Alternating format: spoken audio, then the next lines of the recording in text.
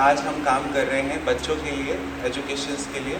Malviya Nagar based है ये office Delhi में, और ट्रांसजेंडर करके एक प्रोग्राम है, मतलब उस ऑर्गेनाइजेशन के ट्रांसजेंडर कंपोनेंट या LGBTQ कम्युनिटी के जो भी कंपोनेंट्स हैं वो सब मुझे देखना होता है, बीइंग अ डायरेक्टर। सो ये 2 बच्चे हैं वहाँ से काम करते हैं हमारे साथ, और ये ट्रांसजेंडर समाज से ही हैं, और इनकी क्या दिक्कतें, परेशानियाँ, क्या मुद्दे हैं, क्या इश्यूज़ हैं जो समाज से इनको फेस करने पड़ते हैं, परिवार से फेस करने पड़ते हैं, जब इन्होंने पढ़ाई की थी तब फेस किए थे, उन सब मुद्दों पे ये लोग थोड़ा सा प्रकाश डालेंगे। Later on I will talk to you. Good afternoon everyone. मेरा नाम मयूरी है, मैं आरोहण से हूँ। मैं वहाँ जॉब करती हूँ as a ORW outreach worker.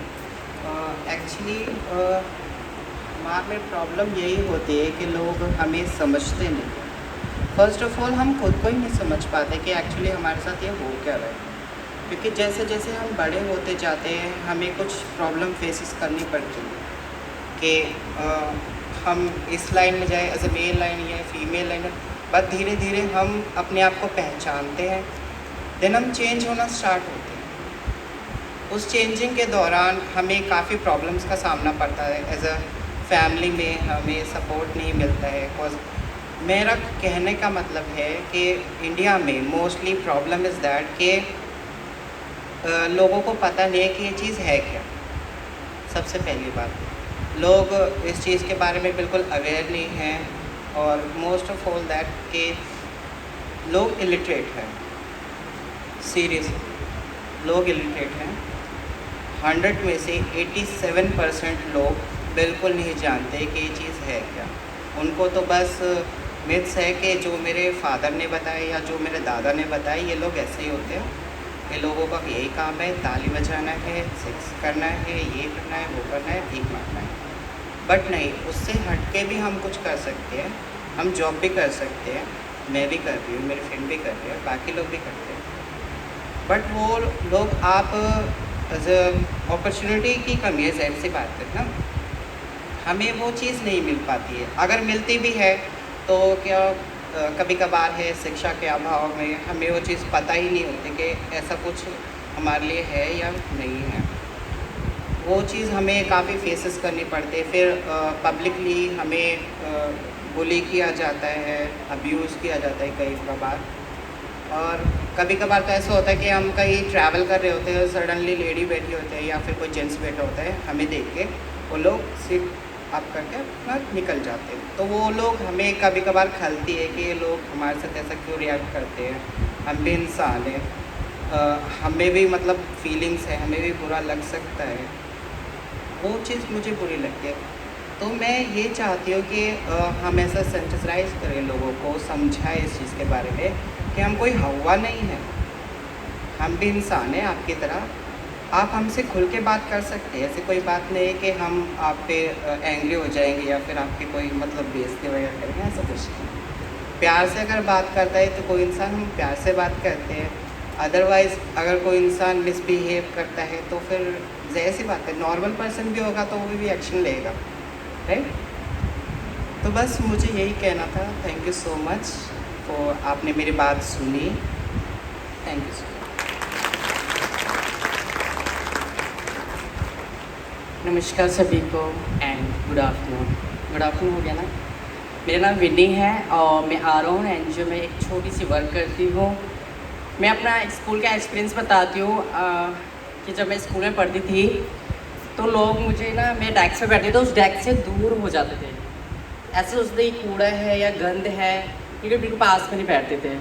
मैं काफ़ी बार टीचर से कंप्लेंट करती थी कि सर मेरे साथ में ऐसे भेदभाव क्यों करते हैं, मैं अगर जहाँ बैठ जाती हूँ वहाँ से हट जाते हैं। तो टीचर्स कहते हैं आप लोग खुद ही मतलब कि चलना ढलना ठीक से लो, आप मेल हो, मतलब ज़बरदस्ती मुझे आदमी के रूप में वो करते थे। लेकिन मुझे पता है मेरी फीलिंग्स क्या है, मैं आदमी तो हूँ नहीं, मेरे अंदर की फीलिंग्स तो लड़की वाली है, तो मैं तो लड़की की तरह ट्रीट करूँगी, चलूँगी, तो बोलूँगी, हर चीज़ करूँगी, डांस वगैरह।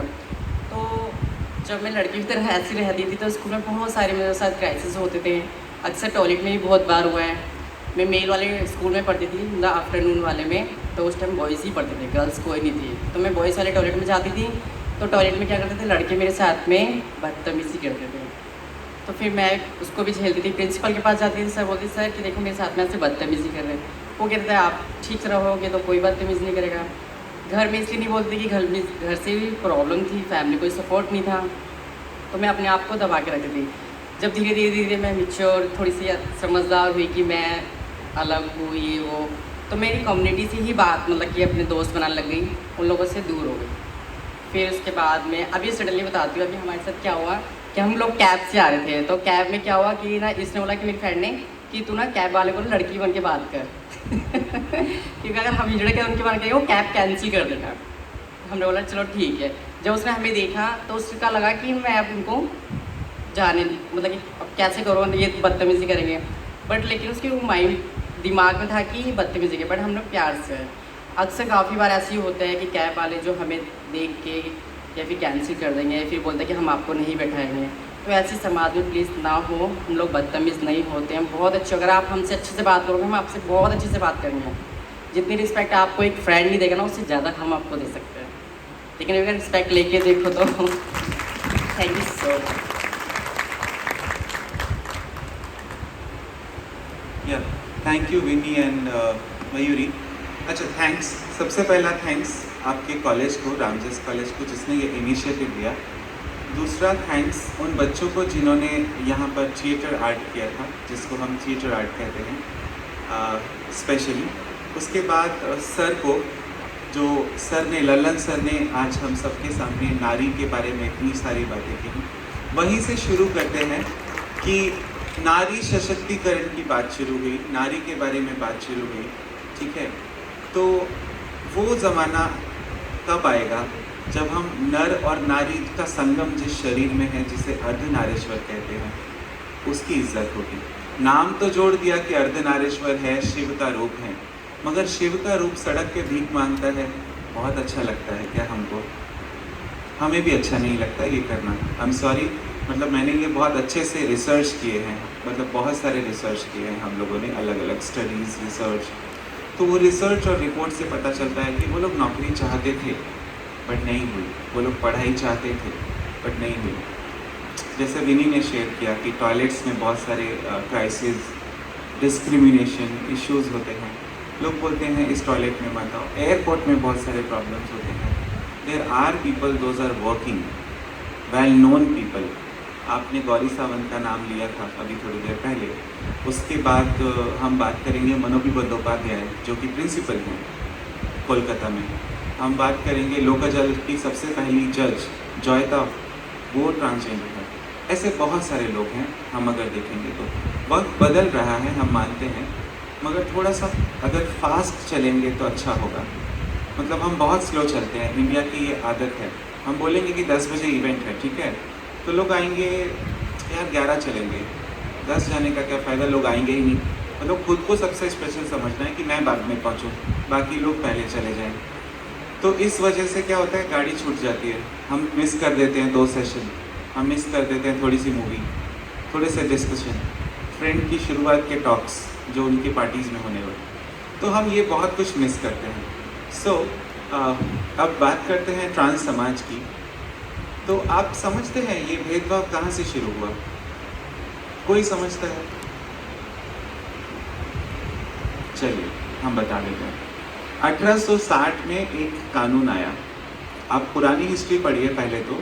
पुरानी हिस्ट्री कहती है कि ट्रांसजेंडर समाज के लोग रानी के हरम में होते थे मुगल साम्राज्य के वक्त पे, है ना। तो एक रिस्पेक्टेड वैल्यू थी उनकी, बट वो डैमेज कैसे हो गई?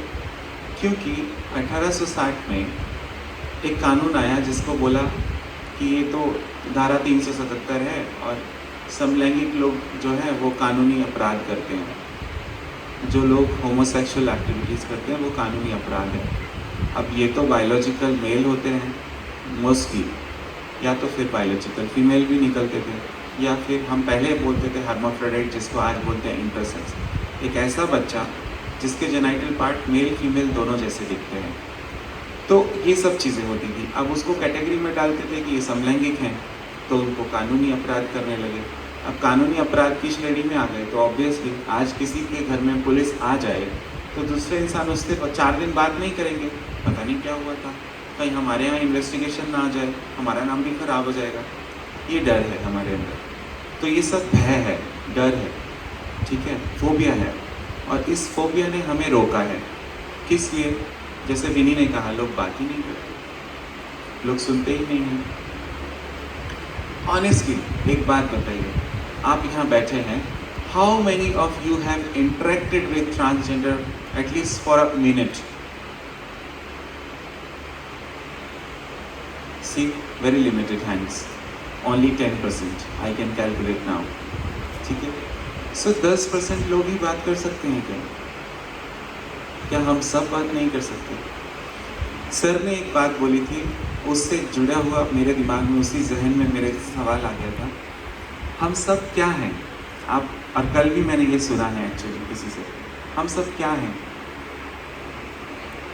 ह्यूमन, ठीक है, मगर क्या हम शरीर हैं या हम आत्मा हैं?